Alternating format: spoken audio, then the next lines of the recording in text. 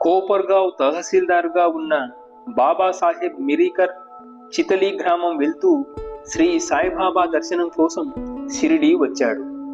బాబాకు పాదాభివందనం చేశాడు. బాబా మిరీకర్ క్షేమ సమాచారాలు అడుగుతూ, నీకు మన ద్వారకామాయి తెలుసా?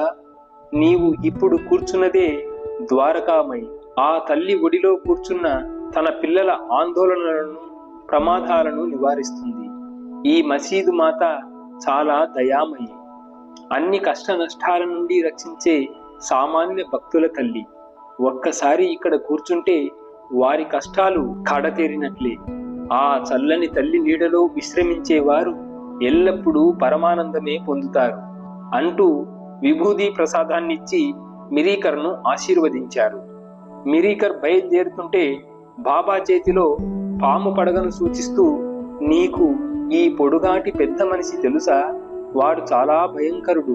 అయినా ద్వారకామాయి తన బిడ్డలను ఎప్పుడూ కాపాడుతున్నప్పుడు పాములు ఏం చేయగలవు అన్నారు. బాబా మాటలు అక్కడున్న ఎవ్వరికీ అర్థం కాలేదు. అయితే బాబాను అడగడానికి ఎవరికీ ధైర్యం చాలలేదు. బాబా ఆదేశం మేరకు శ్యామా కూడా మిరీకర్తో చితలీకి ప్రయాణమయ్యాడు. వారిద్దరూ చితలి చేరేసరికి రాత్రి 9 గంటలయ్యింది. మారుతి దేవాలయంలో బస చేశారు.